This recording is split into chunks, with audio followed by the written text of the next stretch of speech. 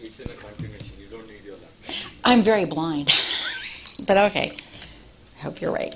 There we go.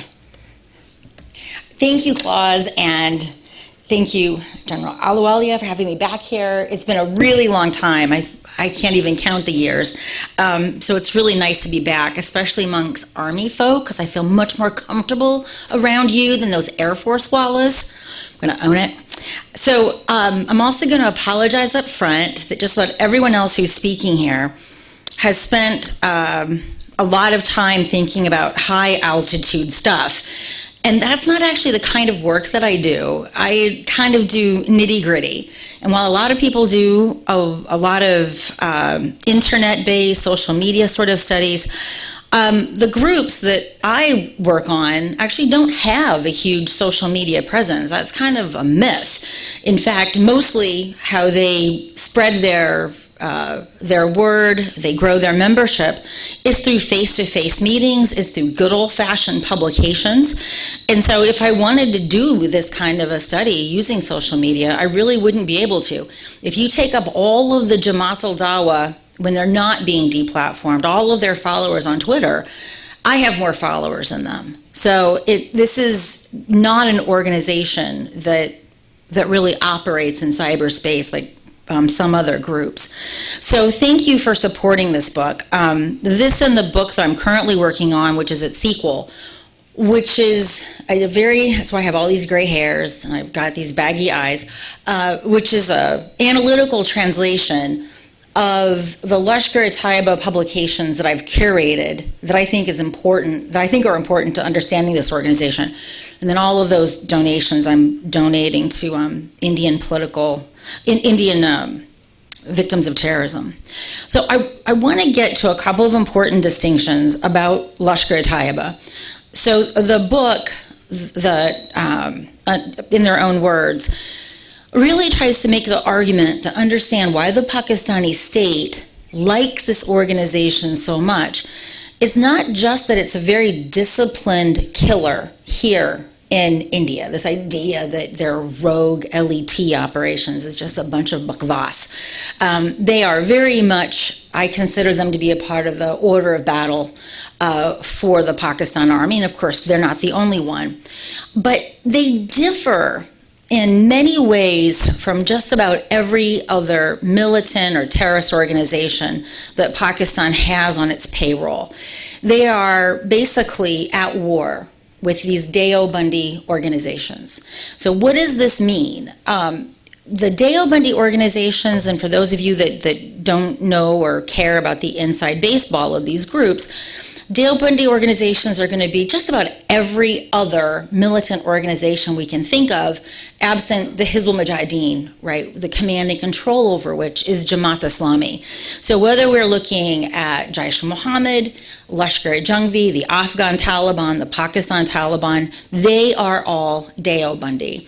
And the Deobandis rely upon this archipelago of Deobandi madrasas and mosques for all sorts of capital raising, whether it's human, whether it's financial.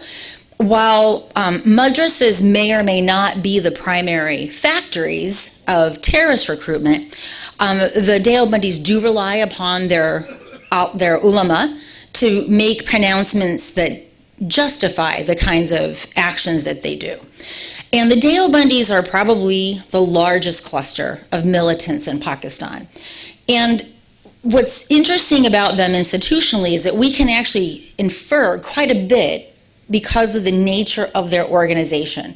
So in contrast to Lashkar-e-Taiba, which operates with complete impunity, which is very hierarchical, and ordinarily a very hierarchical organization would be susceptible to leadership decapitation. But they are so, they have such an assumed impunity that they don't even have to undertake leadership changes to make themselves immune to leadership decapitation because it is just so unlikely. In contrast, all of these Deobandi groups have very flat organizations, right? And these are really networks of networks. So if a drone operation takes out one cell, the rest of the organization doesn't fall. And the reason why these Deobandi groups have this very different organizational structure is that the state sometimes turns against them, even while it is working very closely with other kinds of Deobandi organizations. So you can think about Jaish-e-Mohammed these days as like a Garvapasi program for wayward Pak Talibs, right? So no Deobandi is the preference would be to turn that Deobandi fighting against Pakistanis, then kill them. But if there is no option, they will kill them. And so the organizations have structures that reflect that.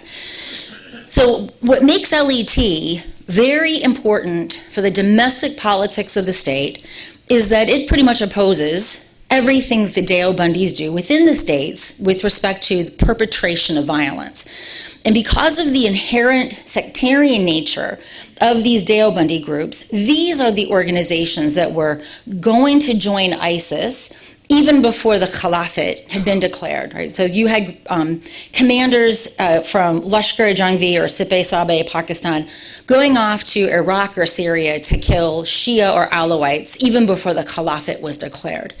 And we can talk a little bit more about the ISIS-Al-Qaeda competition, because that competition is actually quite real. Lashkar-e-Taiba very stringently opposes this practice of takfir. And the practice of takfir is this idea that you can call someone a kafir. A Muslim is no longer a Muslim. And once they have been declared takfir, because of Pakistan's laws and quite frankly impunity of police that don't do anything to stop this, you can be declared wajib al-qatl, which not only means you deserve to be killed, but that it's actually the person who does the killing is going to be granted a boon. So if I were talking to an American audience, I would describe that this is like a mitzvah, right? When you kill someone who's wajib al-qatl.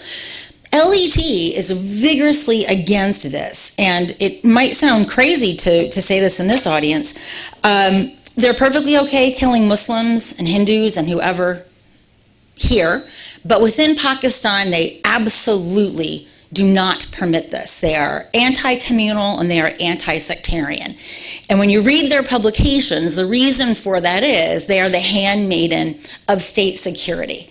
And so this is one of the reasons why Pakistan is so adamant in retaining this organization and promoting it through Jamaat al-Dawa, through FIF. So for example, in Sindh, where there are many Hindus, the state deprives public services, right? And then it lets FIF and JUD in, and their explicit goal is to convert Hindus. So the violence that LET espouses only happens outside of the state, and the success of LET in ensuring this is evident in the data. There are no attacks to date in Pakistan that is attributable to LET. So they are useful to the state both internally as well as externally.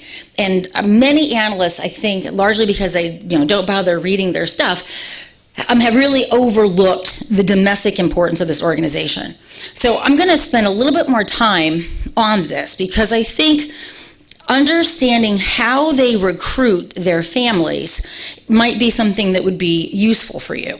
So the data that I'm using, I've got about 800 or so biographies of these LET guys. What's great about LET is that they publish like crazy, right?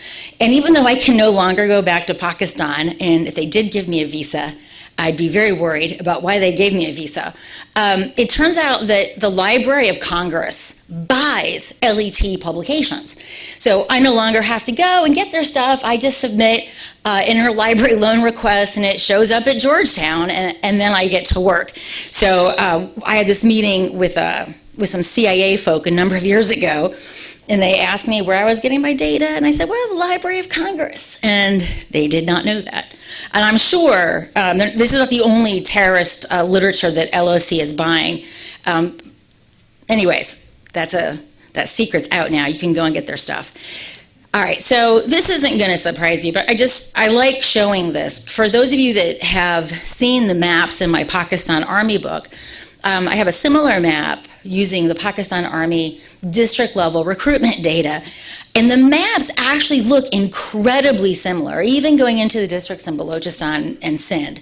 And the reason for that is that they're actually recruiting very similar human capital, right? So you're not getting the doofuses of the jihad and LET. And I've also was able to collect education data from this. And you may or may not be able to see it here because it looks like it's kind of, it's skewed.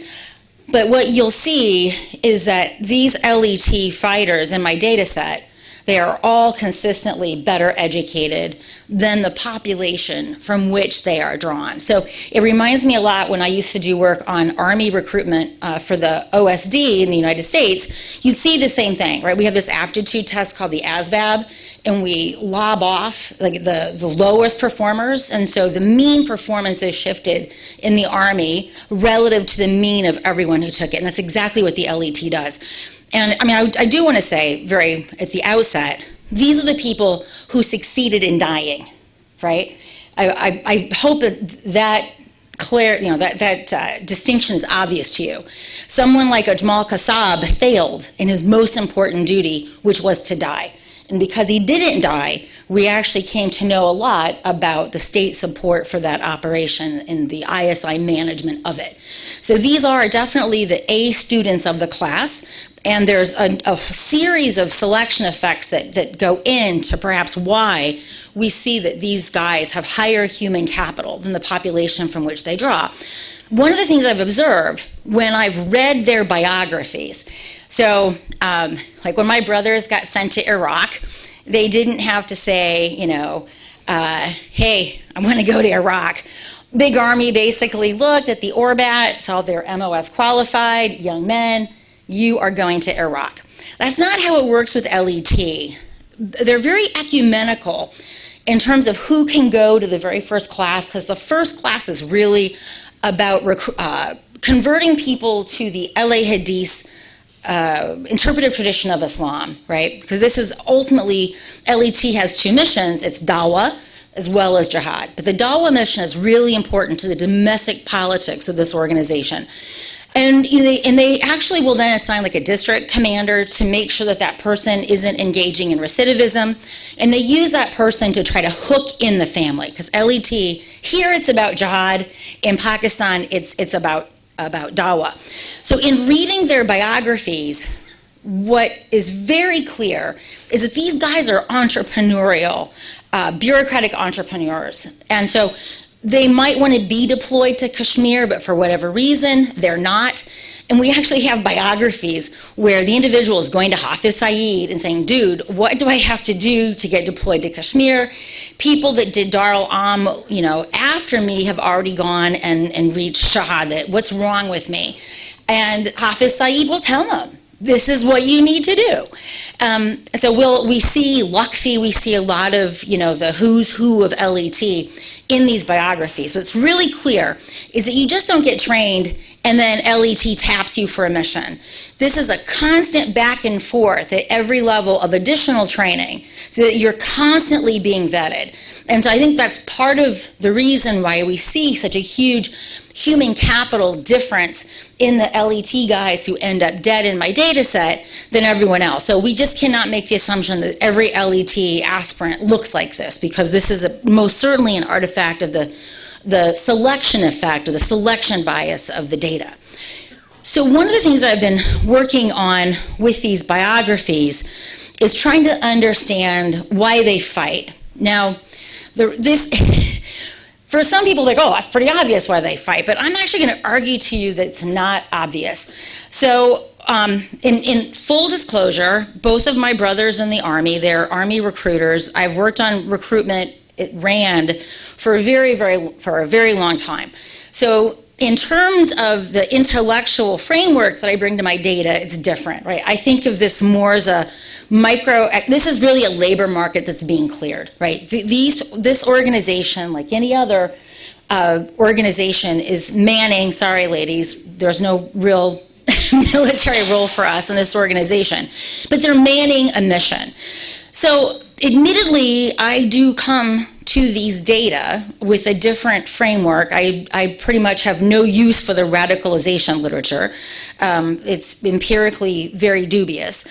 But what really struck me is that in many cases, these are not just a bunch of religious nut jobs. These look just like the boys that my brothers recruit every single day. these kids are bored. They feel like, they've done some education, they've gone back to their quasi-urban neighborhood outside of Lahore or Akarta, and they want to do something else. They want to serve a bigger mission, right? So in the U.S. Army some years ago, we had this bumper sticker that said, travel the world, meet interesting people, and kill them. Right? This is very much like that. These individuals have a taste for violence, quite frankly. They could have joined the Pakistan Army, but and in fact, some of the families do. We see that in the bios, that there's a lot of split families. Some have folks in the Army and some have folks in LET. And that wouldn't be surprising given the overlap of the districts that you see in Army recruitment and LET recruitment.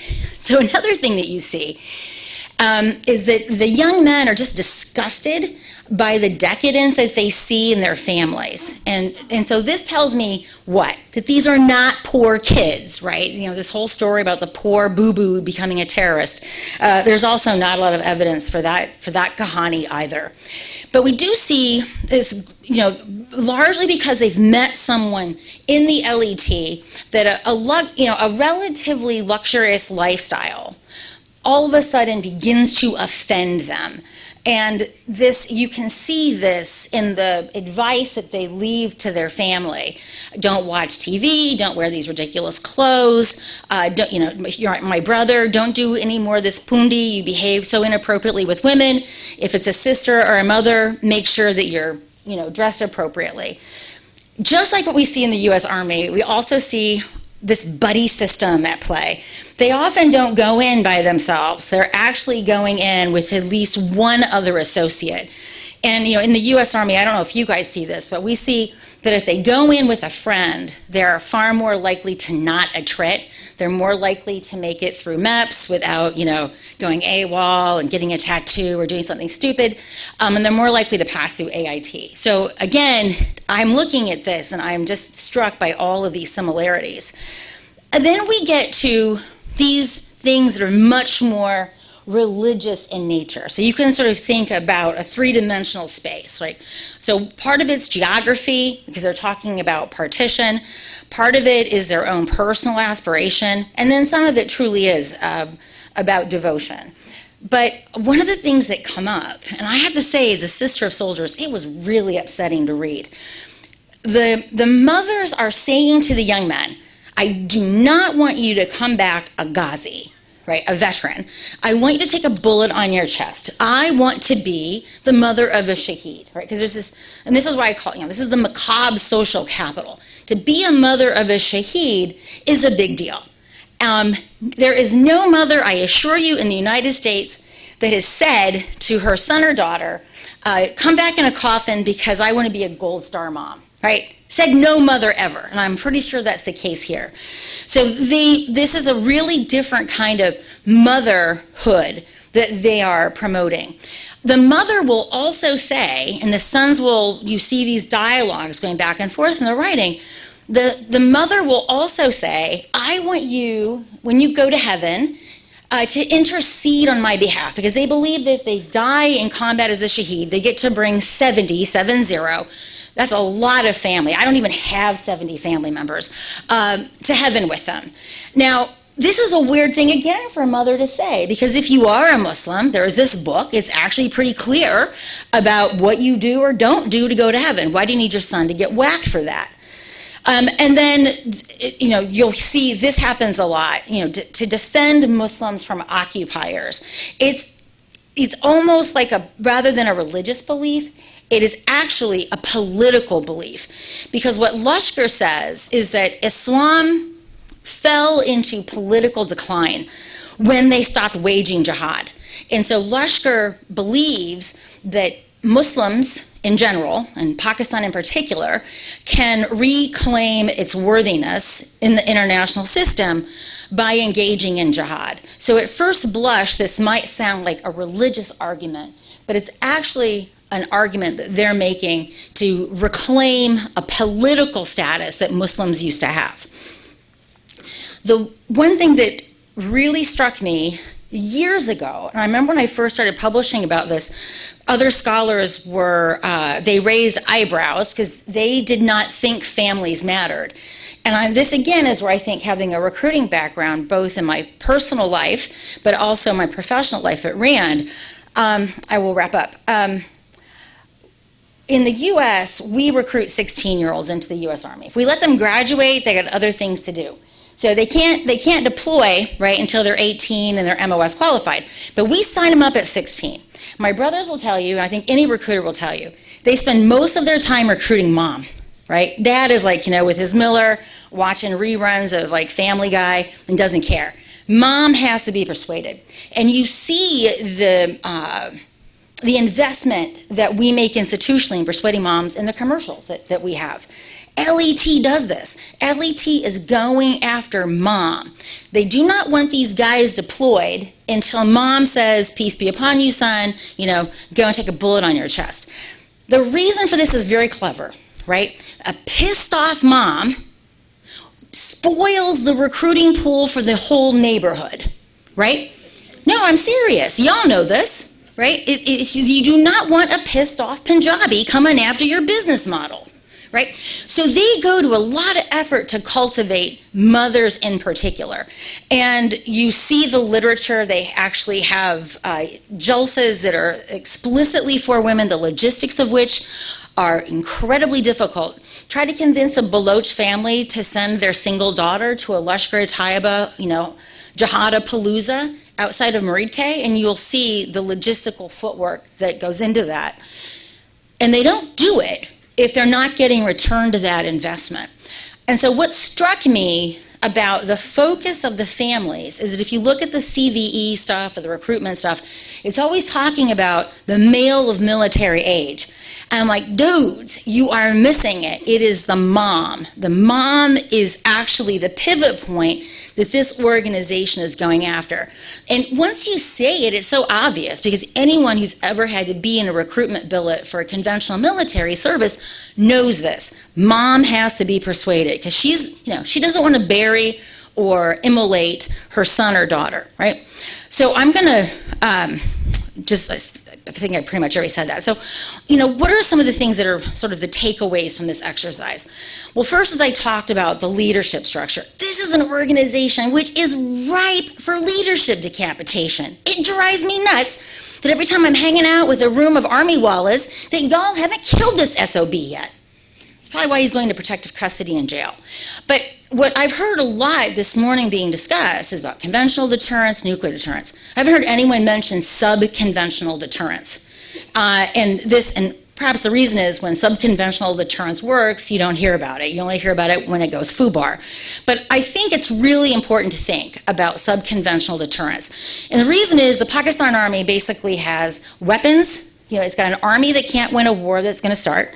And as we heard this morning, it has nuclear weapons that it cannot use. That is a view I very wholeheartedly address. So it basically has one tool in its toolbox. And that tool is to use proxy warfare with increasing impunity over it, under its ever-expanding nuclear umbrella. So why would you exclude sub-conventional deterrence from your arsenal in dealing with this? In Q&A, I'm also happy to talk about why LET is probably not going to be the group that's going to be chosen right now for these operations. Jaish is probably the group, and that has a lot to do with Pakistan's own efforts to defeat the Pakistani Taliban, as well as this so-called peace deal nonsense in Afghanistan. Those Deobandi groups that I mentioned are going to be really critical to Pakistan securing its final victory in Afghanistan that's already done a good job of achieving through this so-called peace deal. Thank you.